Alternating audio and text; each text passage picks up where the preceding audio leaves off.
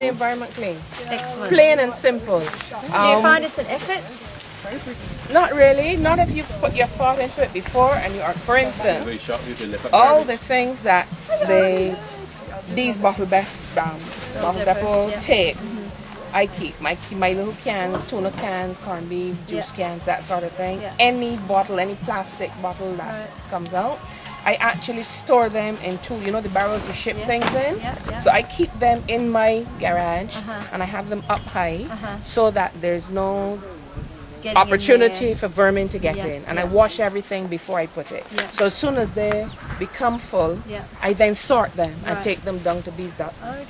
It's not about the money for me. No. It is about not putting those things in there. As a matter of fact, I never give anything to the garbage people. Really? No, never. You're composting and stuff as well? I compost. Everything goes in. We have land in the back and we compost. Whatever is fruit clippings, vegetable clippings, anything from the house, that goes out. Scraps, yes, we have dogs and so forth. So we have nothing to put in the garbage that will create a problem. If it's anything with paper and that sort of thing, we have a burn. I know there's a problem these days with burning, but we have the space behind and we do burn. We've recently, my sister and I have recently been talking about a bigger effort because one of the things, this is my sister here, Barbara, and we have most recently fashionable recycler, gardener, garbage collector. So whatever can go back into the land, we put it back into the land. Whatever can go into recycling elsewhere, that goes. And in truth, excuse me, I'm sorry, excuse me. In truth, we don't have anything to go out. We have nothing, and the refuse collection people have commented on that to us. That they never have anything to take from us because we don't have anything to. You see, I mean that is a fantastic example of how it can work. I mean, even if you got everyone in this street doing that, bees would come to you and collect everything. You know, it really doesn't matter because I have a car. Yeah, but when you have a lot of people and a community coming together, obviously the amount of stuff that you collect is a much greater amount. They would send a truck out for that and make it even more easier. So people would have, you know, around surrounding areas would start to say, well, hang on, what's going on down there? I think it comes down to just thinking about your environment, though. But we've always done that. We've always done that. For instance, I've come out of a farming family. We do the gardening and we keep animals, maybe not on as large a scale now as we used to, but we are one who believe in organic farming and putting the manure from the animals back into the land because it's all vegetable matter and that sort of thing. We keep chickens, broilers for our home.